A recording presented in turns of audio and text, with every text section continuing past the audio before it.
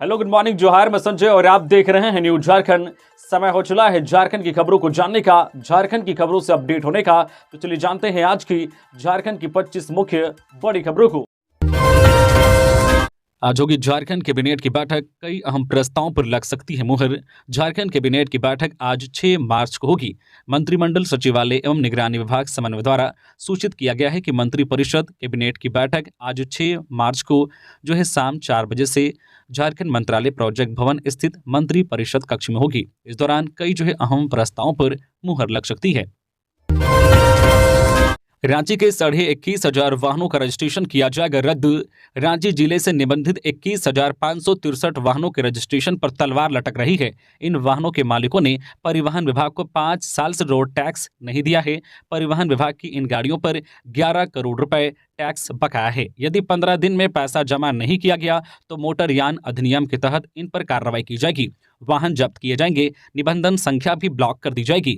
रांची में ऐसे वाहनों का 2 से 5 सालों का रोड टैक्स बकाया है। बार बार भुगतान का नोटिस दिए जाने के बावजूद वाहन मालिकों की ओर से इसे गंभीरता से नहीं लिया जा रहा है। दूसरी ओर टैक्स की राशि जमा नहीं होने से विभाग को राजस्व का नुकसान भी हो रहा है।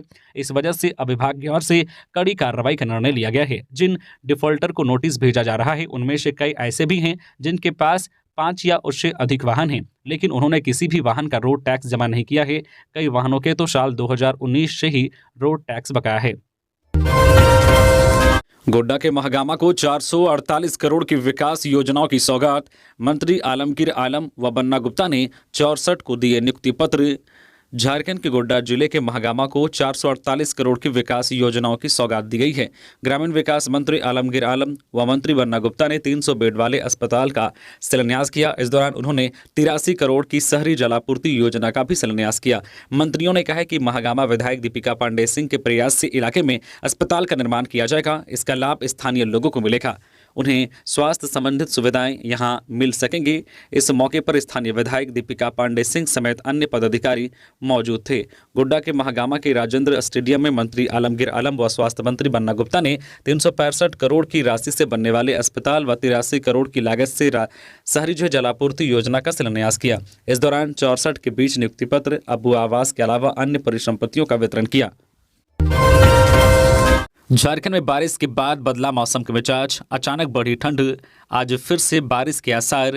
पिछले 2 दिनों से राजधानी समेत आसपास के जिलों में हो रही वर्षा ने मौसम का मिजाज बदल दिया है। इससे पहले सोमवार को भी दिन भर आसमान में बादल छाए रहे और मेघ गर्जन के साथ वर्षा ने तापमान को गिरा दिया है। एक सप्ताह पूर्व तक हालात गर्मी वाले बनने शुरू हो गए थे, लेकिन 2 दिनों से हो रही वर्षा ने आमजनों को राहत दी है। हालांकि मंगलवार को झारखंड के ज्यादातर जिलों में मौसम साफ रहा, हालांकि कई क्षेत्रों में बादल छाए रहे। हालांकि एक बार फिर से मौसम विभाग की ओर से कहा जा रहा है कि एक बार फिर से झारखंड के मौसम में बदलाव दिखेगा।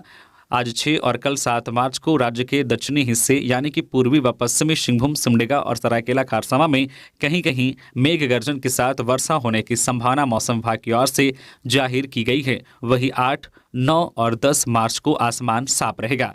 मौसम वैज्ञानिक अभिषेक आनंद ने रुक रुक कर हो रही वर्षा से आमजनों के साथ साथ किसानों को भी सतर्क रहने की हिदायत दी है। उन्होंने लोगों से इस मौसम में सतर्क रहने की अपील की है। वर्षा के दौरान सुरक्षित स्थानों पर शरण ले, पेड़ के नीचे ना रहने, बिजली के खंभों से दूर रहने और किसानों से वर्षा के समय खेतों का रुख ना करने की अपील की है। 14 में 11 उम्मीदवारों का ऐलान, 3 सीटों पर बीजेपी अभी भी सस्पेंस में। झारखंड में भाजपा ने कुल 14 लोकसभा सीटों के मुकाबले 11 सीटों पर अपने प्रत्याशियों की घोषणा कर दी है। जिन 3 सीटों के लिए अभी तक प्रत्याशी घोषित नहीं हुए हैं उनमें धनबाद और चतरा की सीटें भाजपा कोटे की है, जबकि गिरिडीह की सीट आजसू कोटे के खाते में है।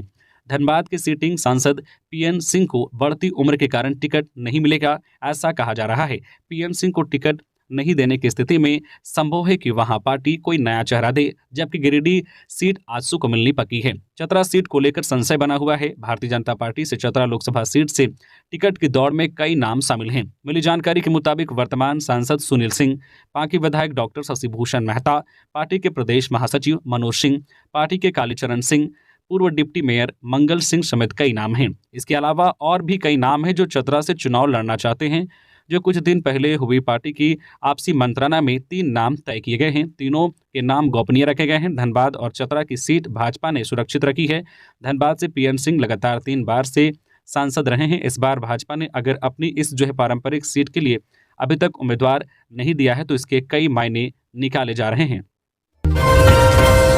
7 मार्च तक विद्युत कर्मियों को नियमित कर समान वेतन दे वरना होगा आंदोलन, संघ का अल्टीमेटम। झारखंड विद्युत कर्मी संघ ने झारखंड ऊर्जा विकास निगम लिमिटेड को चिट्ठी लिखकर 2014 के सर्वे के मुताबिक दैनिक वेतनभोगी कर्मचारियों को नियमित करने, कंपनी की तृतीय और चतुर्थ वर्गीय नौकरियों में आंतरिक बहाली के आधार पर पहले से कार्यरत कंपनियों को बहाल करने, समान कार्य का समान वेतन और पारा शिक्षकों के तर्ज पर कार्यकाल की अधिकतम सीमा 60 साल करने की मांग की है। संघ ने चेतावनी दी है कि यदि 7 मार्च तक उनकी मांगों पर गंभीरतापूर्वक विचार नहीं किया गया तो वे 10 मार्च से धुरवा स्थित जेबीवीएनएल मुख्यालय के समक्ष धरना प्रदर्शन करेंगे। संघ का तर्क है कि कर्मी जोखिम भरी परिस्थितियों में काम करते हैं। संघ ने लिखा है कि झारखंड ऊर्जा विकास निगम लिमिटेड के अंतर्गत अनुषंगी कंपनियों में कार्यरत दैनिक वेतनभोगी कर्मी 12 से 15 सालों से झारखंड विद्युत वितरण संचरण एवं उत्पादन कंपनियों में अपनी जान जोखिम में डालकर दिन रात सेवा देते आ रहे हैं। कई कर्मियों की दुर्घटना में मृत्यु हो जाती है। कई कर्मी हाथ पांव गंवाकर जीवन भर के लिए दिव्यांग हो गए, लेकिन कोई सूद नहीं लेता। संघ की शिकायत है कि दैनिक वेतनभोगी कर्मचारियों को वर्ष 2017 से आउटसोर्सिंग पर डालकर एजेंसी द्वारा शोषण किया जा रहा है। खबरों में आगे बढ़ने से पहले अगर आप अभी तक न्यूज झारखंड चैनल को सब्सक्राइब नहीं किए हैं तो प्लीज चैनल को सब्सक्राइब करके बेल आइकन प्रेस कर दीजिए, जिससे आपको झारखंड की हर छोटी बड़ी खबर का अपडेट आप तक पहुंचता रहे। तो चलिए बढ़ते हैं खबरों की ओर। जेएसएससी पीजीटी के अभ्यर्थियों ने राजभवन के समक्ष शुरू किया अनिश्चितकालीन धरना प्रदर्शन। मंगलवार 5 मार्च को जेएसएससी पीजीटी परीक्षा के अभ्यर्थियों ने राजभवन के समक्ष धरना प्रदर्शन किया। इसमें सभी 24 जिला से सैकड़ों अभ्यर्थी शामिल हुए। इनमें गणित, अर्थशास्त्र, इतिहास, अंग्रेजी, हिंदी, संस्कृत और कॉमर्स के विद्यार्थी शामिल हुए। विद्यार्थियों ने कहा है कि आयोग के द्वारा उनके डॉक्यूमेंट का वेरिफिकेशन अब तक नहीं हुआ है।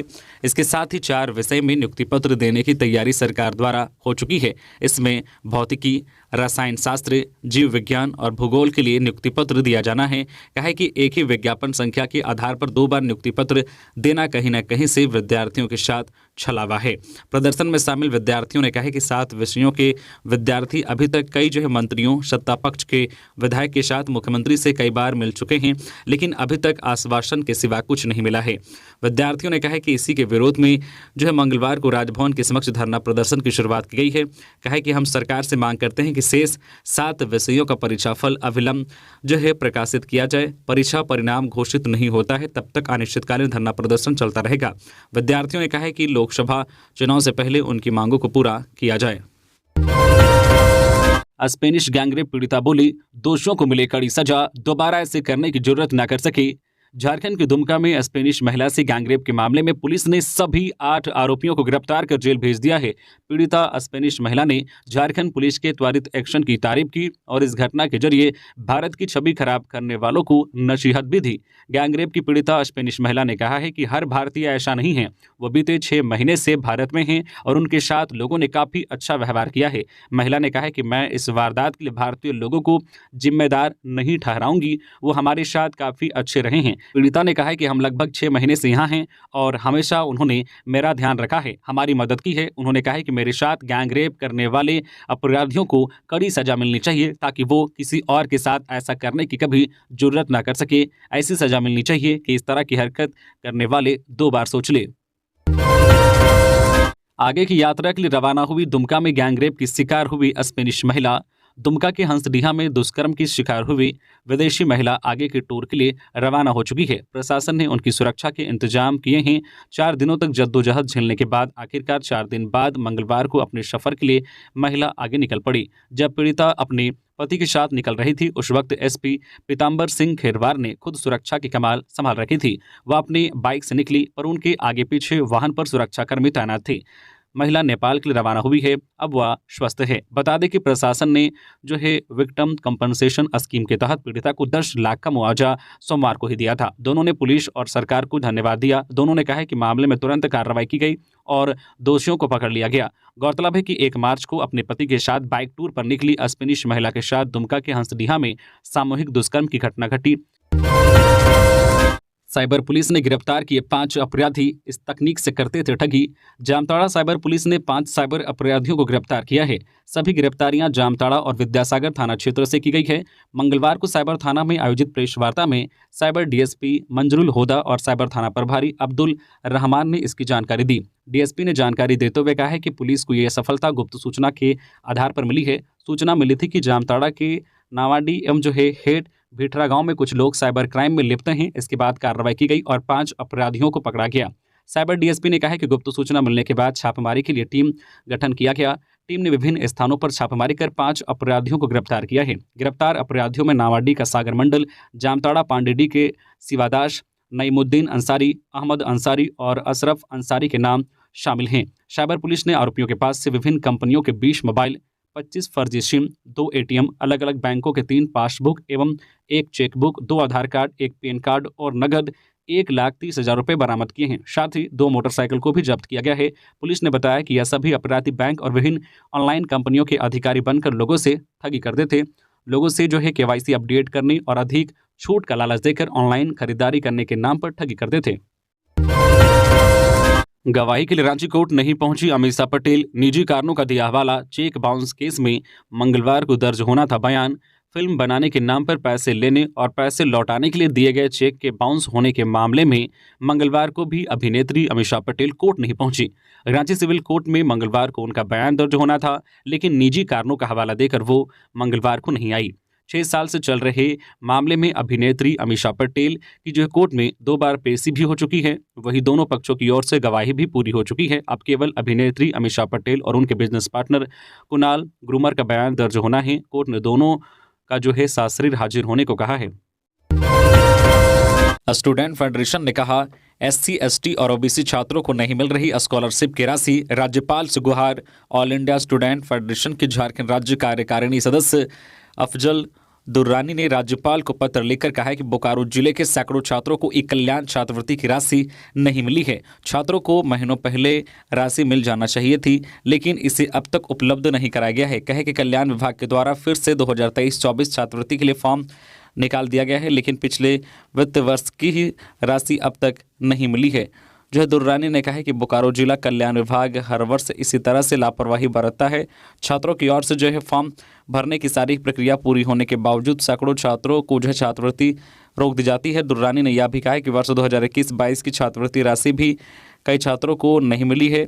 इससे छात्रों में आक्रोश पनप रहा है। झारखंड के स्वास्थ्य मंत्री ने कांग्रेस अध्यक्ष से भेंट। झारखंड की 14 लोकसभा सीट पर जीत की रणनीति पर हुई चर्चा।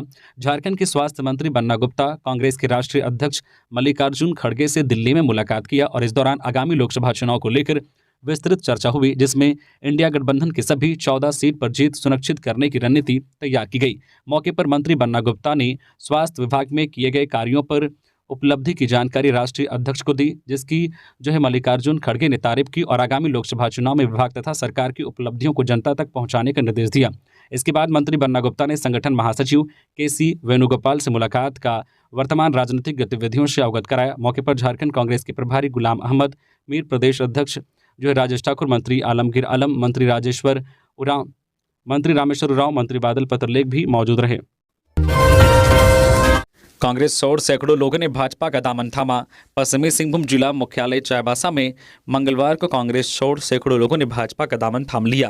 कांग्रेस छोड़कर भाजपा में शामिल होने वाले सभी कांग्रेसियों को भाजपा प्रदेश अध्यक्ष बाबूलाल मरांडी ने माला पहनाकर पार्टी में विधिवत शामिल कराया। इसमें कांग्रेस जिला महासचिव त्रिशानु राय, प्रवक्ता जितेंद्र नाथ ओझा, असंगठित कामगार यूनियन कांग्रेस अध्यक्ष हसलुद्दीन खान, आमिर अंसारी, मनोज सामड़, प्रमोद बेहरा, सरन मंडल, उत्तम गुच्छेत, आनंद गोप, सूरज मुखी, रिंकू पूर्ति, वीरेंद्र दास, राधा मोहन पान, बागी चंपिया सहित सैकड़ों की संख्या में भारतीय जनता पार्टी के नीति सिद्धांतों पर आस्था रखते हुए पार्टी में मंगलवार को शामिल हुए।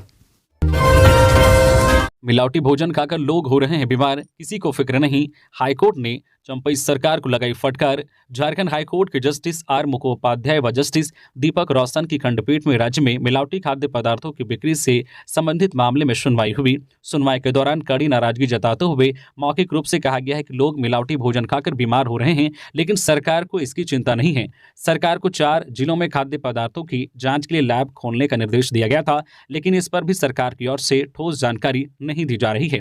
अदालत ने सरकार से पूछा है कि मिलावटी खाद्य पदार्थों की बिक्री रोकने के लिए क्या क्या कदम उठाए गए हैं। अदालत ने मामले की अगली सुनवाई 12 मार्च को निर्धारित की है। अदालत ने कहा है कि राज्य के 24 जिलों में मात्र रांची के नामकुम में खाद्य पदार्थों की जांच के लिए फूड लैब बनाए गए हैं। फूड लैब की संख्या कम से कम 4 होनी चाहिए थी। वहीं राज्य में मिलावटी खाद्य पदार्थों के लिए जांच के लिए जो मोबाइल वैन की संख्या कम से कम 24 होनी चाहिए थी, ताकि राज्य के सभी जिलों में मिलावटी खाद्य पदार्थों की जांच हो सके। सीएम के अपर मुख्य सचिव बने अविनाश कुमार, अरवा राजकमल को गृह सचिव का अतिरिक्त प्रभार। राज्य सरकार ने 2 आईएएस अधिकारियों का स्थानांतरण पदस्थापन किया है। अपर मुख्य सचिव ऊर्जा विभाग रांची अविनाश कुमार को अगले आदेश तक अपने कार्यों के साथ मुख्यमंत्री के अपर मुख्य सचिव झारखंड का अतिरिक्त प्रभार सौंपा गया है। मुख्यमंत्री के सचिव झारखंड के पद पर पदस्थापित अरवा राजकमल को अगले आदेश तक अपने कार्यों के साथ सचिव गृह जो कार्य आपदा प्रबंधन विभाग रांची का अतिरिक्त प्रभार सौंपा गया है। इस संबंध में कार्मिक विभाग ने अधिसूचना जारी कर दी है। झारखंड संयुक्त प्रवेश प्रतियोगिता परीक्षा के लिए आवेदन शुल्क शुरू, 1 अप्रैल तक भर सकेंगे फॉर्म। झारखंड संयुक्त प्रवेश प्रतियोगिता परीक्षा परिषद की ओर से संयुक्त प्रवेश प्रतियोगी परीक्षा के लिए ऑनलाइन आवेदन प्रक्रिया शुरू कर दी गई है।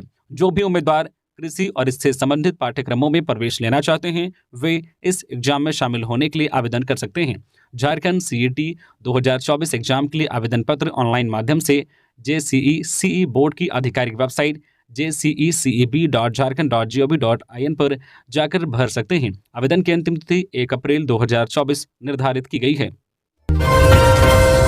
International mega trade fair Dubai, Thailand, Iran और अफगानिस्तान के स्टॉल का लोग उठा रहे हैं लुत्फ। रांची के मोरहाबादी मैदान में चल रहे India international mega trade fair के 4थे दिन मंगलवार को लोगों की भीड़ खरीदारी करने के लिए जो पहुंची। ट्रेड फेयर में Dubai, Thailand, Iran, Afghanistan, Bangladesh, तुर्की और मलेशिया समेत 12 देशों के स्टॉल लगे हुए हैं।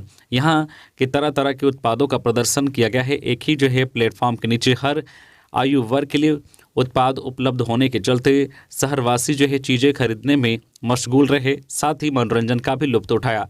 स्टॉल धारकों के मुताबिक सबसे अधिक बिक्री खाने पीने के चीज़ों की और लाइफ स्टाइल की वस्तुओं की हुई। फेयर में जो गारमेंट, पंजाबी और राजस्थानी जूती जो है, क्राकरी और जो घर की सजावट के सामान वाले स्टॉल का खूब रौनक रही। झारखंड सरकार के मंत्री सत्यानंद भोक्ता भी मंगलवार की शाम मेगा ट्रेड फेयर का भ्रमण किया। झारखंड चैम्बर और जो है GS मार्केटिंग के पदाधिकारियों ने उनका स्वागत किया। मंत्री ने विभिन्न स्टॉलों का भ्रमण कर उत्पादों की जानकारी ली। गांडेय विधानसभा से चुनाव लड़ेंगी कल्पना सोरेन, सांसद महुआ माझी ने कर दिया बड़ा ऐलान। बड़ी खबर झारखंड के पूर्व सीएम हेमंत सोरेन की पत्नी कल्पना सोरेन से जुड़ी हुई बड़ी खबर सामने आ रही है। दरअसल कल्पना सोरेन के चुनाव लड़ने को लेकर जेएमएम सांसद महुआ माझी का बड़ा बयान सामने आया है। महुआ माझी ने कहा है कि कल्पना सोरेन गांडेय विधानसभा सीट से चुनाव लड़ेंगी। वही पॉलिटिकल एंट्री के दौरान कल्पना सोरेन के आंसुओं पर महुआ माझी ने कहा है कि कल्पना सोरेन के आंसू झारखंड के तमाम लोगों की भावनाओं से जुड़ी हुई है। वही महुआ माझी ने कहा है कि इंडिया गठबंधन की बैठक में लोकसभा टिकट को लेकर सब कुछ तय हो गया है। जीत का भरोसा वाले कैंडिडेट को ही जो लोकसभा चुनाव का टिकट दिया गया है। इंडिया गठबंधन से किसी भी दल का प्रत्याशी हो सकता है। राज्य में बात नहीं बन पाने पर सेंट्रल में बात तय होगी। चतरा के मजदूर का महाराष्ट्र में मौत, परिजनों ने सरकार से 100 लाने का लगाया गुहार। कंस्ट्रक्शन कंपनी में करता था काम। मजदूरी की तलाश में महाराष्ट्र गए चतरा के मजदूर की संदेहास्पद स्थिति में मौत का मामला सामने आया है। सदर थाना क्षेत्र के जो कसियाडी पंचायत के टिकर गांव निवासी सुरेंद्र दांगी के 23 वर्षीय पुत्र कमलेश दांगी की मौत की खबर से गांव में शोक की लहर है। कमलेश महाराष्ट्र के पोलापुर रायगढ़ में संचालित सिंधे डेवलपमेंट प्राइवेट लिमिटेड नामक हाईवे जो है कंस्ट्रक्शन कंपनी में चालक का काम करता था। काम के दौरान ही हाईवा गाड़ी चलाने के दौरान उसकी तबियत बिगड़ी और अस्पताल ले जाने के दौरान उसने दम तोड़ दिया। मजदूर के मौत के कारणों का खुलासा नहीं हो सका है। इधर घटना की सूचना के बाद परिजनों ने जिला प्रशासन और जनप्रतिनिधियों से मृतक कमलेश के शव को पैतृक गांव मंगवाने की मांग की है। आर्थिक रूप से कमजोर मृतक परिवार ने शव जो है मंगवाने को लेकर श्रम मंत्री से भी अपील की है। श्रम नियोजन, प्रशिक्षण एवं कौशल विकास शाह उद्योग मंत्री सत्यानंद भोक्ता ने भी मामले में संज्ञान लेते हुए सरकारी खर्च पर मृत मजदूर का शव मंगवाने का आश्वासन दिया है। झारखंड में 80 जिला स्तरीय मुख्यमंत्री उत्कृष्ट विद्यालयों में कक्षा 9वीं और 11वीं की 12 मार्च से होगी वार्षिक परीक्षा। केंद्रीय माध्यमिक शिक्षा बोर्ड सीबीएसई से मान्यता प्राप्त राज्य में संचालित 80 जिला स्तरीय मुख्यमंत्री उत्कृष्ट विद्यालयों के शैक्षणिक सत्र 2023-24 के पहले शैक्षणिक वर्ष में कक्षा 9वीं और 11वीं की वार्षिक परीक्षा दिनांक 12 मार्च 2024 से शुरू होगी। परीक्षाएं 12 मार्च से 22 मार्च तक 3 घंटे तक होंगी। सीबीएसई से मान्यता प्राप्त झारखंड में संचालित 80 जिला स्तरीय मुख्यमंत्री उत्कृष्ट विद्यालयों में 9वीं और 11वीं की परीक्षा 12 मार्च से हो रही है। परीक्षा के दौरान छात्र मोबाइल, स्मार्ट वॉच या किसी भी तरह के इलेक्ट्रॉनिक गैजेट अपने साथ परीक्षा हॉल में नहीं ले जा सकेंगे। 30 मार्च तक परीक्षा परिणामों का प्रकाशन एवं रिपोर्ट कार्ड का वितरण कर दिया जाएगा। दिनांक 1 अप्रैल 2024 से नया शैक्षणिक सत्र शुरू हो जाएगा। झारखंड पुलिस के 960 पदाधिकारियों को नए क्रिमिनल लॉ का मिलेगा प्रशिक्षण। क्रिमिनल लॉ में हुए बदलाव की दी जाएगी जानकारी। औपनिवेशिक क्रिमिनल लॉ की जगह नई जो क्रिमिनल लॉ का 1 जुलाई से आगाज हो जाएगा। पुलिस मुख्यालय नए क्रिमिनल लॉ के सफल संचालन के लिए पुलिस पदाधिकारियों को प्रशिक्षण देने की तैयारी में है। राज्य के विभिन्न जिलों में तैनात 960 इंस्पेक्टर और एसआई को 2 दिवसीय प्रशिक्षण दिया जाएगा। रांची स्थित अनुसंधान प्रशिक्षण विद्यालय और झारखंड पुलिस अकादमी हजारीबाग में यह जो 2 दिवसीय प्रशिक्षण 6 चरणों में दिया जाएगा। रांची में 360 इंस्पेक्टर और एसआई को, जबकि पुलिस अकादमी हजारीबाग में 600 इंस्पेक्टर और एसआई को यह प्रशिक्षण दिया जाएगा। 6 मार्च से चलने वाला यह प्रशिक्षण 28 मार्च तक 6 चरणों में चलेगा। राज्य के 24 जिलों में तैनात थाना प्रभारी समेत पुलिस के अन्य जो विंग के इंस्पेक्टर और एसआई को यह प्रशिक्षण दिया जाएगा। खुशखबरी, झारखंड में लोगों को जल्द मिलेगा स्वास्थ्य बीमा का लाभ। एक्शन में विभाग 2 कंपनियां चयनित। राज्य कर्मियों का 5 लाख रुपए तक का स्वास्थ्य बीमा न्यू इंडिया इंश्योरेंस या ओरिएंटल इंश्योरेंस के माध्यम से होगा। स्वास्थ्य बीमा द्वारा निकाले गए टेंडर के टेक्निकल बिड में ये दोनों सरकारी कंपनियां क्वालिफाई की है। अब इसका जो है फाइनेंशियल बिड खुलना है। फाइनेंशियल बिड में सबसे कम प्रीमियम अंकित करने वाली कंपनी का चयन स्वास्थ्य बीमा के लिए होगा। बीमा कंपनी का चयन 3 वर्ष के लिए होगा। स्वास्थ्य विभाग इसी माह टेंडर फाइनल कर राज्य कर्मियों का स्वास्थ्य बीमा शुरू करने के प्रयास में है। इससे पहले बीमा कंपनी का चयन कर जो है कार्य आदेश जारी किया जाएगा तथा उनके साथ एमओयू पर हस्ताक्षर किया जाएगा। बीमा कंपनी के माध्यम से लगभग 5 लाख वर्तमान एवं जो है सेवानिवृत्त कंपनियों का स्वास्थ्य बीमा कराया जाएगा। विधानसभा के वर्तमान व पूर्व सदस्यों तथा शिक्षा संस्थाओं के वर्तमान एवं जो है सेवानिवृत्त जो है कर्मियों को भी इसका लाभ मिलेगा। बीमित कर्मियों एवं जो उनके आश्रितों का जो 5 लाख रुपए का कैशलेस इलाज सूचीबद्ध अस्पतालों में होगा। गंभीर रोग की स्थिति में 10 लाख रुपए तक का भुगतान बीमा कंपनी जो है कॉर्पोरेट फंड से करेगी। इससे अधिक राशि का दावा होने पर उनका भुगतान सोसाइटी द्वारा किया जाएगा। इमरजेंसी की स्थिति में बीमित कर्मी या उनके आश्रित गैर सूचीबद्ध अस्पताल में भी भर्ती हो सकेंगे। सैप कर्मियों के लिए बड़ी खबर, हाईकोर्ट ने सुनाया अहम फैसला। झारखंड में स्पेशल ऑक्सिलियरी पुलिस यानी सैप में काम करने वाले लोगों के लिए बड़ी और राहत भरी खबर है। मंगलवार को कर्मचारियों को 60 साल की उम्र में रिटायरमेंट करने के मामले में सैप कर्मी सूबेदार की ओर से दाखिल एक याचिका पर झारखंड हाईकोर्ट में सुनवाई हुई। इस मामले में हाईकोर्ट के न्यायमूर्ति एस.एन. पाठक की कोर्ट ने प्रार्थी और सैप कर्मियों को बड़ी राहत देते हुए 60 साल की उम्र में सेवानिवृत्त करने के आदेश पर रोक लगा दी। इस सुनवाई के दौरान अदालत को प्रार्थी की ओर से बताया गया है कि डीआईजी सैप ने एक चिट्ठी निकाली है जिसमें कुछ लोग जिनकी उम्र 60 साल हो चुकी है उनको रिटायरमेंट करने को लिखा है, जबकि समादेष्टा और डीआईजी सैप ने खुद आदेश निकाला है कि सैप कर्मियों का सर्विस काल 62 साल तक बढ़ाया जाएगा। सैप कर्मियों को 60 साल में रिटायरमेंट करना उचित नहीं है, जिस पर कोर्ट ने सैप कर्मचारियों की 60 साल में रिटायरमेंट करने के आदेश पर रोक लगा दिया है। प्रार्थी की ओर से रिटायरमेंट की निर्धारित सीमा 62 वर्ष करने का आग्रह किया है। जो है चमरा मिंज और जगदेव नाग जो सैप में सूबेदार पद पर काम कर रहे हैं, उनकी ओर से हाईकोर्ट में याचिका दाखिल की गई है। सड़क हादसे के बाद 3 घंटे जाम रही सड़क, NH2 पर ट्रक की चपेट में आने से हुई मौत। ब्रिज बनाने की मांग को लेकर प्रदर्शन। धनबाद के तोपचांची थाना क्षेत्र के अंतर्गत मंगलवार की सुबह तोपचांची चौक समीप तेज रफ्तार ट्रक ने 45 वर्षीय युवक को अपनी चपेट में ले लिया। 45 वर्षीय युवक की पहचान तोपचांची के बुचा कुल्ही निवासी पुनू महतो के रूप में हुई है। घटना से संबंधित प्राप्त जानकारी के अनुसार युवक मजदूरी करने जा रहे थे। सड़क पार करने के दौरान पीछे से आ रही तेज रफ्तार कार ने जोरदार धक्का मार दिया। जोरदार धक्का लगते ही युवक सड़क में गिर गया। अचानक पीछे से आ रही तेज रफ्तार ट्रक युवक को कुचलते हुए अपनी चपेट में ले लिया, जिससे युवक की घटनास्थल पर ही दर्दनाक मौत हो गई। घटना के बाद आक्रोशित ग्रामीणों ने फुट ओवर ब्रिज की मांग को लेकर नेशनल हाईवे को करीब 3 घंटे के लिए जाम कर दिया।